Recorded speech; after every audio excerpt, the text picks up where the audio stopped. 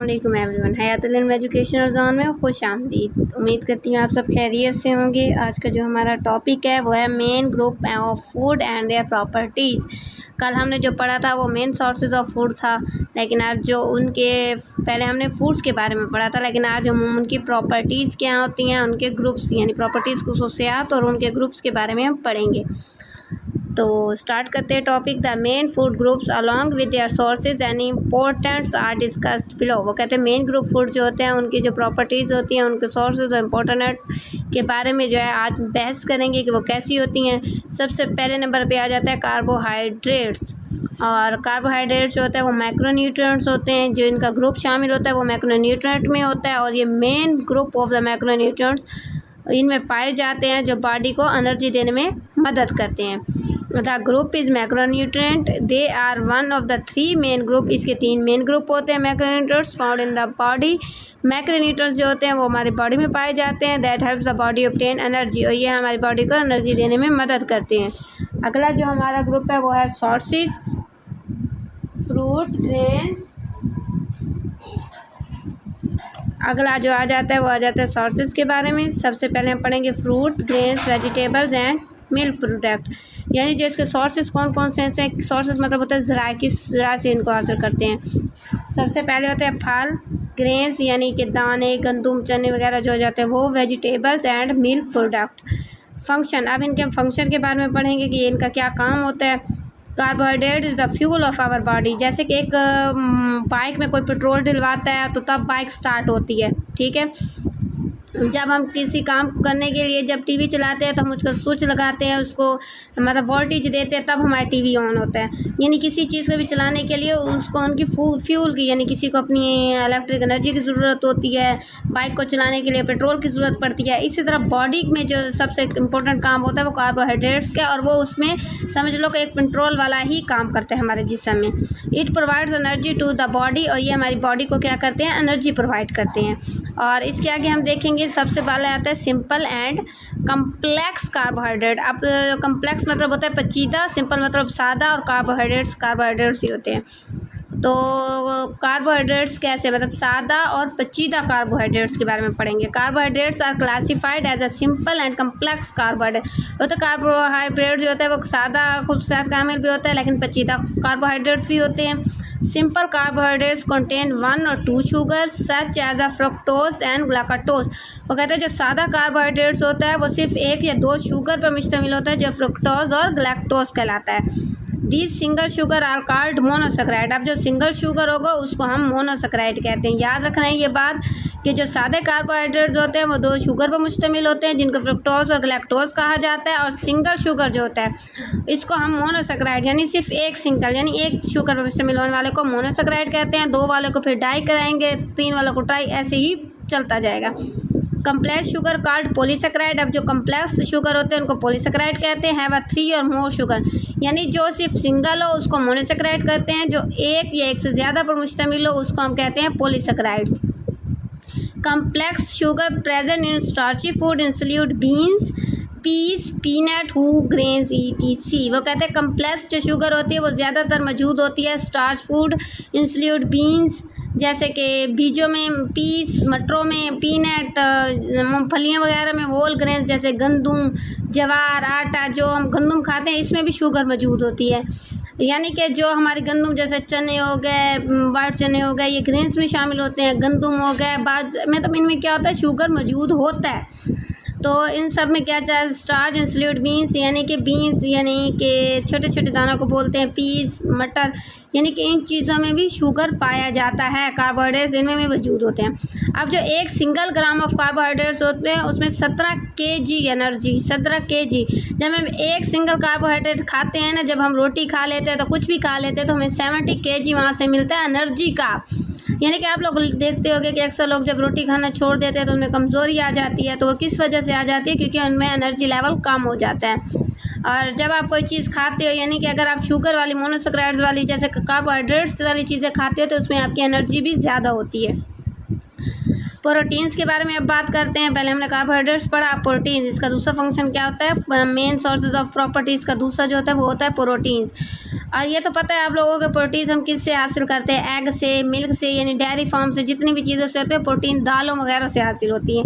Proteins are one of the 3 macronutrients present in our body. Proteins की जो होती हैं वो 3 मैक्रोन्यूट्रिएंट्स हमारी बॉडी, हमारे जिस्म में मौजूद होती हैं। They are made of large complex molecule mainly amino acid. वो कहते हैं ये लार्ज मालिक्यूल होते हैं, पचीदा लार्ज मालिक्यूल होते हैं जो अमाइनो एसिड में पाए जाते हैं। और अमाइनो एसिड का फार्मूला होता है NH3। तो thus can call amino acid are the building block protein. वो कहते हैं जो अमाइनो एसिड कहलाते हैं वो बिल्डिंग ब्लॉक प्रोटीन करवाते हैं, ये इन्होंने बताया भी होता है।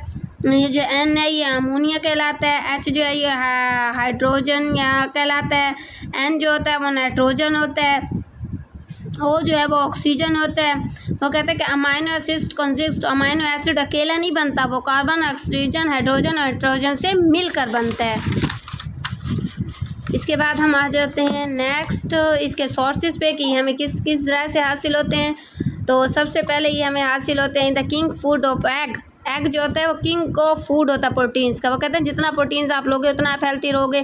तो वैसे भी कहा जाता है कि अगर कोई बच्चा मतलब कि सुबह नाश्ता नहीं करता तो उसे सिर्फ एक बॉयल किया हुआ एग दे दें और 1 गिलास मिल्क का दे दें तो उसके सारे दिन की वो खुराक, उसने प्रोटीन हासिल कर ली, उसमें एनर्जी आ गई है। अब वो खाना खाए या ना खाए लेकिन उसमें एनर्जी मौजूद है, क्योंकि एग जो है वो king of energy, king of यानी कि प्रोटीन का किंग है। यानी कि अंडा जो है वो अगर देखा जाए तो एग में सबसे ज़्यादा प्रोटीन पाए जाते हैं, इसलिए उसे किंग ऑफ फूड प्रोटीन कहा जाता है, यानी वो बादशाह है प्रोटीन्स का। Milk dairy foods are a good sources of protein. जो मिल्क है वो डेयरी फूड्स यानी कि हमारे जो बेकरी के प्रोडक्ट्स होते हैं उन सब में से गुड सोर्सेज ऑफ प्रोटीन क्या है, मिल्क है। यानी कि अगर आप एक दूध और अंडा ले लेते हो, दूध पी लेते हो और अंडा खा लेते हो तो दिन भर के प्रोटीन्स आप में मौजूद हो जाते हैं। और इसके बाद आ जाता है chicken. It is a good sources of protein. अक्सर लोग कहते हैं कि अंडा ना खाओ, दूध ना पियो, चिकन ना खाओ, तो इससे कुछ भी नहीं होता, क्योंकि ये तो मेन सोर्सेज ऑफ प्रोटीन है। अगर आपने प्रोटीन्स लेनी है तो फिर आप ये इस्तेमाल करें, तभी आपकी सेहत अच्छी हो जाती है। एग, मिल्क और चिकन जितना हो सके इसको खाएं, अपने डेली रोज़मर्रा ज़िंदगी में खाएं। एग और मिल्क तो लाजमी शामिल करें, लेकिन चिकन कभी कभार लाजमी है, हफ्ते में 1 या 2 बार लाजमी खाएं, तो इससे आपकी प्रोटीन क्या हो जाती है, ज़्यादा हो जाती है। वो कहते हैं कि 1 सिंगल ग्राम ऑफ प्रोटीन जो है ना वो 18 kg एनर्जी हमें देता है। जहाँ पर अब बात आ जाती है, यहाँ पर हमने प्रोटीन्स की पढ़ी थी, तो प्रोटीन्स जो है वो हमें 70 kg एनर्जी देते हैं, यानी कार्बोहाइड्रेट्स। जो कार्बोहाइड्रेट्स होती है अगर वो हम 1 सिंगल ग्राम में कार्बोहाइड्रेट ले तो वो 17 kg एनर्जी देगा, लेकिन जब हम सिंगल ग्राम में प्रोटीन देंगे तो वो हमें 18 kg, यानी कार्बोहाइड्रेट से हमें फिर भी कम एनर्जी गिव होती है, लेकिन प्रोटीन से हमें ज़्यादा एनर्जी गिव हो रही है। अब इसके फंक्शन पढ़ेंगे। Protein build maintain and replace the tissue in our body. जो प्रोटीन्स होती है वो हमारे जिस्म को मेंटेन करती है, हमारे टिश्यूज़ को मेंटेन रखती है, वो हमारी बॉडी को प्रोटेक्ट करती है, उसको बिलिड बनाती है। जब आपको पता है कि जब एक हम मकान वगैरह बनाते हैं तो उसकी मजबूती ना हो तो वो खड़ा नहीं हो सकता, इसलिए प्रोटीन भी हमारे जिस्म के लिए इतनी ज़रूरी है, क्योंकि हमारा जिस्म का हिस्सा जो अक्सर हिस्सा है वो प्रोटीन की मदद से खड़ा होता है और उसका स्ट्रक्चर उसको रिप्लेस करता है, जिसकी वजह से वो मजबूत हो जाता है। Proteins carry oxygen to every part of our body. Haemoglobin, वो कहते हैं प्रोटीन्स जो है ना वो हमारी पूरे जिस्म की बॉडी से क्या करती है, ऑक्सीजन लेती है, जिसको हेमोग्लोबिन कहते हैं। Proteins protect our body from diseases. Protein जब हम लेते हैं तो वो हमारी बीमारियों के, हमारे जिस्म में बीमारियों के खिलाफ लड़ाई करती है, मतलब कि वो हमारे डिसीज़, हमारी बीमारियों को ख़त्म करती हैं। तो प्रोटीन इस लिहाज से भी हमारे जिस्म को हिफाजत करती है। अब देखा जाए तो जहाँ पर कार्बोहाइड्रेट्स आ गए या लिपिड्स आ गए उनके मुकाबले में देखा जाए तो प्रोटीन्स जो है ना वो हमारे जिस्म को कुछ ज़्यादा ही प्रोटेक्ट कर रही है। Protein is a major source of energy. वो कहता है प्रोटीन्स जो है वो हमारे जिस्म का मेजर सोर्स ऑफ एनर्जी है। Proteins provide energy for growth purposes. जो प्रोटीन्स है वो मेजर एनर्जी करती है, प्रोटीन प्रोवाइड्स करती है ग्रोथ, यानी हमें बढ़ने में, बूढ़ने में जिसका ज़्यादा किरदार अदा होता है वो प्रोटीन्स होता है। जिस बच्चे में प्रोटीन्स की कमी हो जाती है वो दिन ब दिन वीक होता जाता है, उसके दिमाग इतना ज़्यादा काम नहीं करता, दूसरे बच्चों की निस्बत वो सुस्त होता है, यानी कि उसका किसी काम करने को दिल नहीं करता। जहाँ तक हो सके अपने बच्चों को ज़्यादा से ज़्यादा प्रोटीन्स दें ताकि उनकी सेहत अच्छी हो। Proteins enzyme digest the food in our body. आप देखें कि प्रोटीन्स जो है ना वो हमारे एंजाइम्स को भी ठीक करते हैं, हमारे डाइजेस्ट को ठीक करते हैं। जैसे कि अक्सर लोगों को बहुत सी चीज़ें खाने की वजह से बीमारी हो जाते हैं, लेकिन ये प्रोटीन, जितने ज़्यादा आप प्रोटीन खाओगे वो आपके एंजाइम्स को बेहतर से बेहतर करेंगे, आपके डाइजेस्ट को कंट्रोल में रखेगा। इसके बाद आता है फैट्स, लिपिड्स। फैट्स मोटापे वाला भी होता है और दूसरा भी होता है, उसके बारे में हम पढ़ते हैं कि अब ये क्या करते हैं।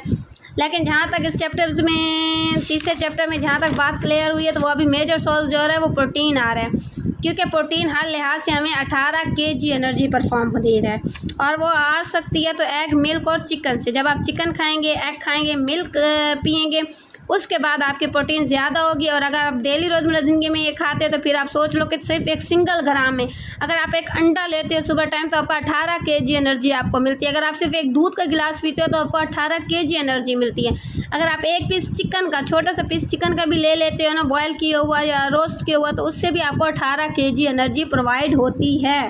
यानी कि सिंगल लेने से जब एनर्जी प्रोवाइड हो रही है, तो आप कुछ भी प्रोटीन लाजमी दिन में एक बार ज़रूर एक प्रोटीन तो लाजमी लें। अब पढ़ते हैं फैट्स और लिपिड्स के बारे में। Like carbohydrates and proteins, fats और लिपिड्स जो होते हैं वो कार्बोहाइड्रेट्स और प्रोटीन्स होते हैं। फैट्स आर मैक्रोन्यूट्रिएंट्स, फैट्स जो होते हैं वो मैक्रोन्यूट्रिएंट्स होते हैं।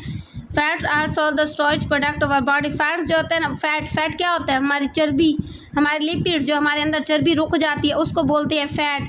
और ये सब कार्बोहाइड्रेट्स स्टोरेज की वजह से होता है। ये भी हमें एनर्जी परफॉर्म करती है, लेकिन हमें सुस्त बना देती है। तो इस लिहाज से फैट्स बोलते हैं मोटापा। लोग कहते हैं ना इसमें फैट ज़्यादा है, इसका लिपिड ज़्यादा है, तो इस लिहाज से ये वो कहते हैं कि ये भी हमारी एनर्जी का एक हिस्सा है। The give us energy when our body used up all its stored carbohydrates. वो कहते हैं जब हम मोटे होना शुरू हो जाते हैं या बहुत कुछ होना शुरू हो जाता है, तो वो हमारा जिस्म कार्बोहाइड्रेट्स को स्टोर कर रहा होता है, वो खारिज नहीं करता होता, वो कार्बोहाइड्रेट को स्टोर कर रहा होता है, जिससे फैट्स और लिपिड बनते हैं। अब वो कहते हैं कि ये हमें मिलती किस चीज़ से है?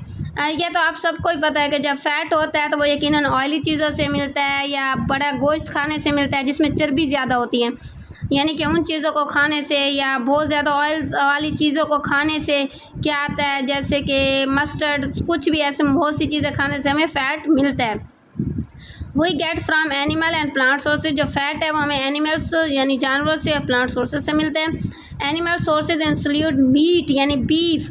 मीट, अब चिकन का भी, उसको भी चिकन बोलते हैं, लेकिन अक्सर लोग कहते हैं कि हमने मीट बनाया था, ये यानी मीट को हर चीज़ में ले आते हैं, लेकिन इन्होंने एग्जांपल वाज़े बताया कि बीफ यानी बड़ा गोश्त।